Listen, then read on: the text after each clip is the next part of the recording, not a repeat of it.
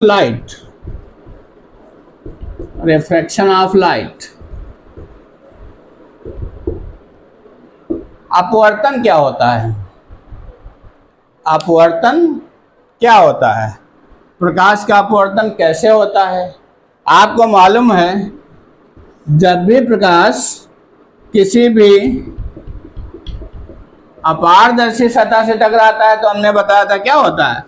तो प्रकाश अगर तिरछा आता है तो टकरा के तिरछा ही वापस चला जाता है। तो इसमें क्या तीन चीजें होती है, हमने बताया था आपको कल।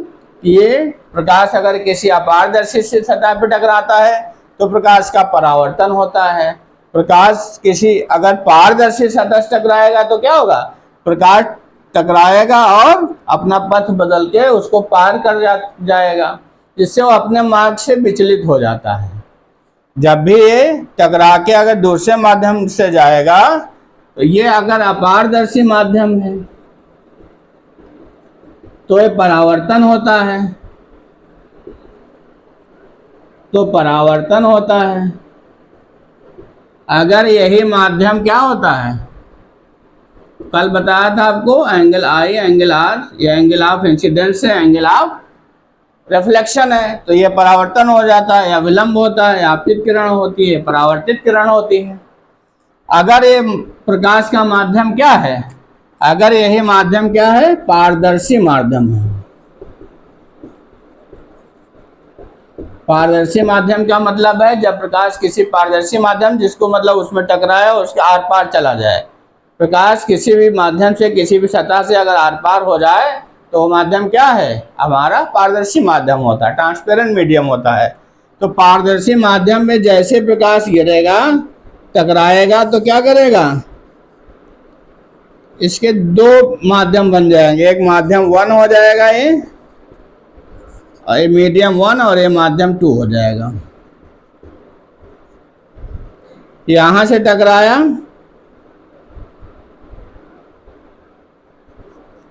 तो क्या करेगा, प्रकाश टकराएगा, फिर ये विचलित हो जाएगा अपने मार्ग से।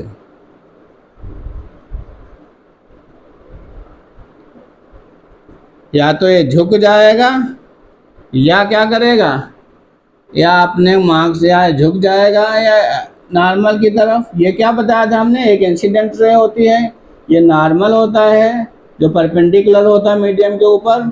तो या तो ये प्रकाश क्या होगा, या तो इसकी तरफ झुक जाएगा ये इधर को ऐसे, या इसके दूर हट जाएगा विचलित होके।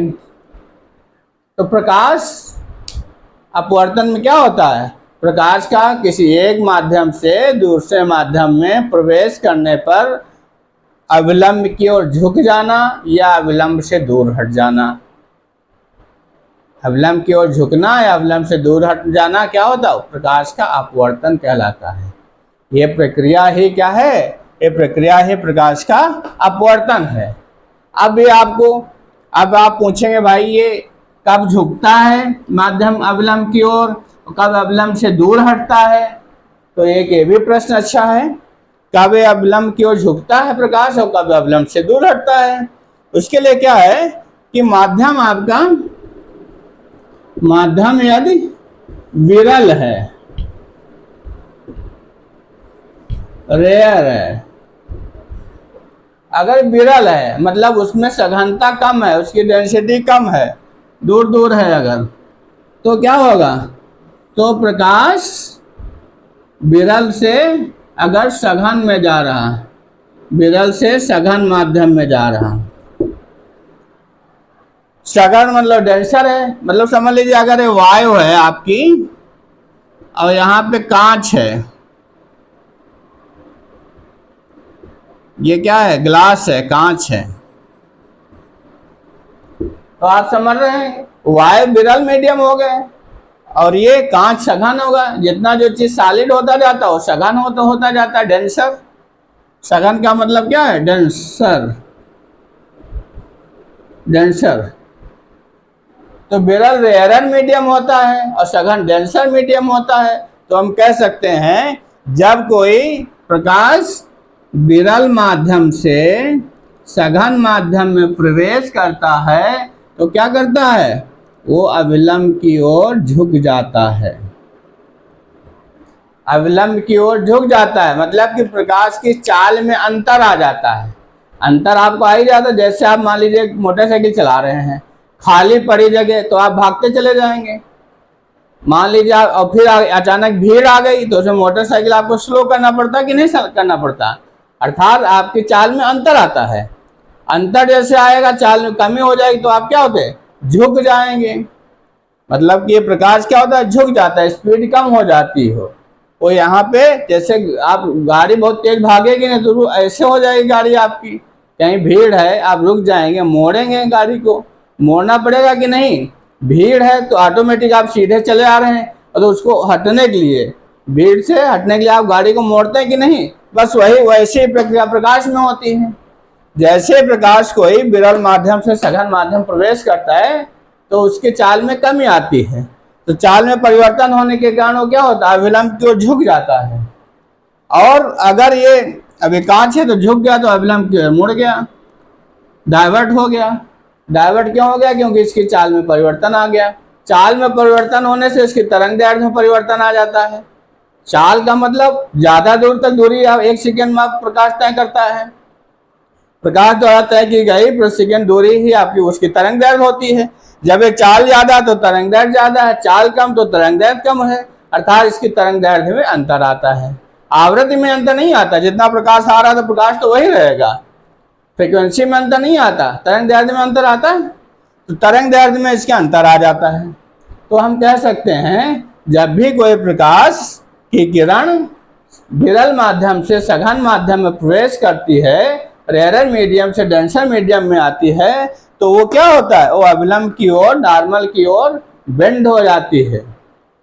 और अगर वो सघन माध्यम से विरल माध्यम में जाए, अगर यही मीडियम बदल जाए, इसका यहीं से आपका मीडियम बदल जाए, ये रेयर मीडियम हो जाए, तब क्या करेगी,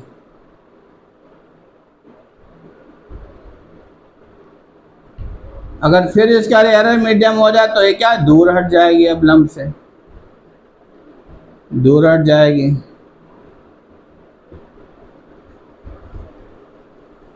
सघन माध्यम है आपका,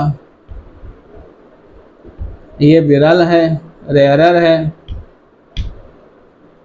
रेयरर मीडियम है, तब क्या, तब ये दूर हट जाएगी। अर्थात प्रकाश की किरण का एक माध्यम से दूसरे माध्यम में जाते समय अविलंब की ओर झुकना या अविलंब से दूर हटना प्रकाश का अपवर्तन कहलाता है। प्रकाश का अपवर्तन कहलाता है। विरल माध्यम, सघन माध्यम आप लोग समझ गए होंगे। ऐसा मीडियम जिसके पार्टिकल, जिसके कण पास पास में होते हैं, सघन होता है, जितने दूर होते जाएंगे विरल होता जाएगा। जैसे वायु आपकी विरल है, कांच आपका सघन है। कांच और लोहा है तो कांच विरल हो जाएगा, लोहा सघन हो जाएगा। कांच रेयरर हो जाएगा और लोहा आपका आयरन जो होता है वो डेंसर हो जाएगा। जितने मॉलिक्यूल पास पास हो जाएंगे उतना डेंसर रहेगा। जैसे आपका रेयरर मीडियम में प्रकाश की चाल हमेशा ज़्यादा रहेगी, सघन में उसकी चाल कम हो जाएगी। तो चाल में कारण क्या है अपवर्तन का, तो रीजन क्या है, प्रकाश की चाल में परिवर्तन होना या प्रकाश की तरंग दैर्ध्य में परिवर्तन होना, ये कारण है।